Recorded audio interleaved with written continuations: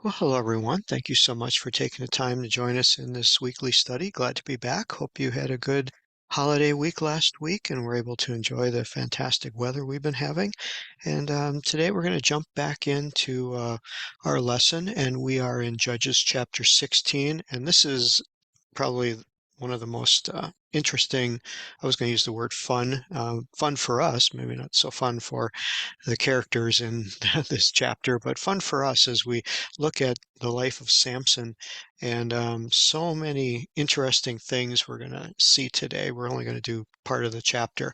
Um, you're looking at the map, and I want to just point your attention to my cursor here that's circling around Samson and his location. And then we're going to move over to the left, and there's a city called Gaza on the seashore. And that's where our story is going to take place today, which is about a distance of 30 miles. But there's another interesting city called Hebron, which you see my cursor going around, and that is 40 miles away from Gaza. So try to remember that picture in your mind of the map and how far it is from Zorah, where Samson lived, 30 miles to Gaza, and then another 40 miles back to Hebron. And so you have that picture in your mind. So as we go into the story, we see that Samson, you remember, he had some wedding problems and some marriage problems, and his life has kind of been one train wreck after another. Just the type of person he was, and that God, but yet God is using him. And so here we see a little bit more of a downward spiral in verse 1. It said Samson went to Gaza. Remember, that was a 30-mile trip. For us today, obviously in a car, it takes about 30 minutes. Back then, this was a few days trip. So he was obviously um, quite comfortable with walking by himself through the countryside, traveling away from home. Again, this was a dangerous thing back then. It wasn't something that was taken lightly or easy to do. It took quite a bit. So, what motivated Samson to go to Gaza? Other than God working in his life and trying to set this whole story up, we really don't know. But he goes to Gaza, obviously has a failed marriage, not too happy about it. Where does he seek comfort? With a harlot. And of course, the Bible doesn't mince any words here. He says he went in onto her. Then it was told somehow the Gazites knew that he was there, knew that Samson had come in. He obviously had a reputation, and they were wary of him, and so they came around the city. They laid wait for him all night at the gate of the city. Gives us the impression this was a walled city, and that they probably didn't know where he was as far as what house he was in the city, or they would have been outside the house. They would have been outside her house. So anyway, he was there. They were quiet all night, and they said, in the morning, we're going to kill him. So here, the Gazites want to kill him. And that's an important thing to remember, because the next group of people we're going to meet do not want to kill him. So why did the Gazites want to kill him, where the next group of people want to make sport of him and want to torture him? So kind of an interesting um, thing to follow here. So Samson obviously didn't plan to stay there all the night. He, verse 3, laid there till midnight, arose at midnight, took the doors of the gate of the city, not just the doors, but the posts. And of course, the gates of the city were very heavily fortified in those days, because that was the only protection they had. But he lifted them away. It says post and bar. We picture that these were two doors that closed, and they had a metal bar that went across them to lock the doors in place. And he put them on his shoulders and carried them to the top of the hill that is in Hebron. And as we remember from just looking at the map a moment ago, Hebron was 40 miles away. So he's carrying the gates of the city. Why did he have to carry them 40 miles? I don't know, but obviously this was not a heavy ordeal to him. Just very interesting to see the strength being exhibited here over a long distance to carry gates of the city that had to weigh hundreds, if not thousands of pounds, and carry them 40 miles. And so it says that he came to pass afterward, he came to pass that he loved a woman of the valley of Sorek, whose name was Delilah.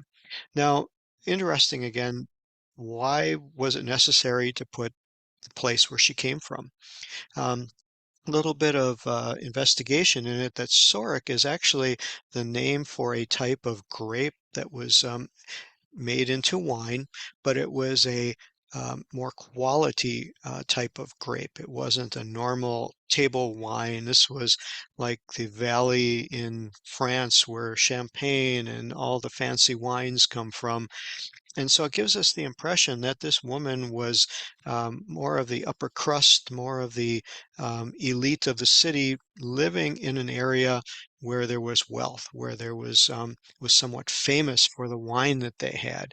And so it gives you the impression that she was quite a catch for um, in Samson's eyes because she was not just a normal peasant girl, but she was someone of reputation, someone of renown. And looking at her name, Delilah, just want to take a look at the Hebrew here. It gives us a little bit of insight. Again, names mean something in the Bible. And so we see Delilah circling it right here. Um, you'll hear the word duh for the start, the letter D, and then Lila. So in Aramaic, the D for Dalet is a preposition meaning to or of. And the word Lila, even though there's not a strong association, the letters are the same as the word for nighttime. And we'll see that here as I circle this word for Halila, which the letter He or letter H stands for a definite article of the. And so here is the word for Lila, uses exactly the same letters. The vowels are slightly different based upon the group that put the vowels in later. So it could mean that this was a like a lady of the night. And so kind of interesting how that plays together. So she was from a rich valley and a lady of the night. And so verse 5 said that the Philistines came to her and said, entice him that we can see where his great strength lies. What this gives us a little clue here is that, sometimes when we picture Samson in our mind, we picture this larger than life man who, huge biceps, big chest, strong thighs, just able to have such strength. But they did not look at him in that way. They could not see any reason why he should be so strong. So it leads us to believe that he wasn't of ginormous proportions, that he didn't have something about him that when you looked at him and you think, oh, he's going to be pretty strong, he's going to have strength on his own. Um, the thought process here is that you would look at Samson and there would be nothing about him that would tell you that he's going to be a big, strong, hunky guy. I can relate, maybe Samson looked a lot like me. Who knows? 5'5" and 130 pounds, and not going to strike fear into anybody's heart from a physical standpoint. But yet, the Spirit of God was in him and give him this great strength that was more of a witness to God's presence being upon him. And that's why these lords of the Philistines wanted to know where his strength came from. And notice that they don't want to kill him like the Gazites did. They want to afflict him. In fact, they want to know where his strength came from. So maybe for the purpose that they could also gain this strength and be like him. Again, a lot of mysticism in those days, a lot of superstitions, a lot of pagan religions and practices and things like that, soothsaying. So, they were very in tune to that his strength did not come from his genetic makeup. His strength was coming from a entity, from a mystical side that they wanted to get. They wanted to afflict him, and they wanted to find out where that came from. And of course, they give her a pretty hefty price here of 1,100 pieces of silver, which is, if you think of Jesus was sold for 30 pieces of silver. Joseph was sold for 30 pieces of silver. Here's 1,100 pieces of silver. These guys were motivated. They wanted to get him. And so Delilah begins her work in verse 6 and says to Samson, "Tell me, I pray, where is your great strength, and that you might be bound and afflict thee?" I mean, this is really kind of a dumb statement, if you will. You know, we got to know that she just didn't come right out and say, "Hey, I'm going to turn you in. I'm going to hand you over. I want to make you weak." You know, um, there had to be quite a bit of time that occurred between verse 5 and verse 6, and that the words that she spoke were probably packaged much differently, because anybody with any clue, like Samson should have had, this would have been a clue. This would have been a trigger saying, something is up here. Maybe, she's not in love with me like I think she is. Also leads to believe that Samson was very much spellbound, if we can use that word, by Delilah, and that she was able to keep him in her power, if you will, and that he was pretty much subservient to her because of either her beauty or other attributes about her that kept him quite tied to her. So Samson starts this little riddle. Remember, previously he liked to do riddles. He liked to tease. He liked to put forth challenges, and it shows a very reckless spirit, a very reckless lifestyle, and willing to take gambles, willing to push the limits, and put himself in precarious situations. So he starts his riddles with Delilah, and he says to her, "Bind me with 7 green withs that were never dried, and then I shall be weak as any other man." Interesting words that are we see in here is the number 7. Of course, in the Bible, 7 is a very popular, very important number. Many, many things that God does and that occur in the Bible are based around this number 7. And it would exhaust too much time for us to go through this all today. But if you ever want to do kind of a neat Bible study, go to some Bible program and type in the word 7 and do a search and see all the places in the Bible where 7 comes in, and how God uses that, and how it's associated with God's power, with things that are in the supernatural that God does. And so I don't think it's any mystery here that we see Samson using this number 7 here, and you're going to see it shows up a few times. So what happens? Get to verse 8. The Philistines brought up to her 7 green withs, which are kind of like branches, and they'd not been dried, and she bound him with them. And during this time, she also arranges for these guys to lie in wait, verse 7, near her in the house. And she said to them, the Philistines are upon you, Samson.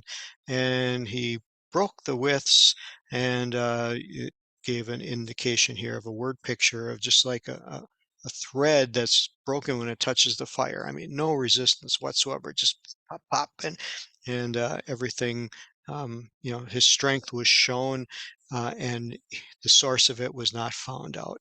So obviously, she's not going to take this very well. And so we get to verse 10, and she begins her, I can only imagine what her emotions were all about.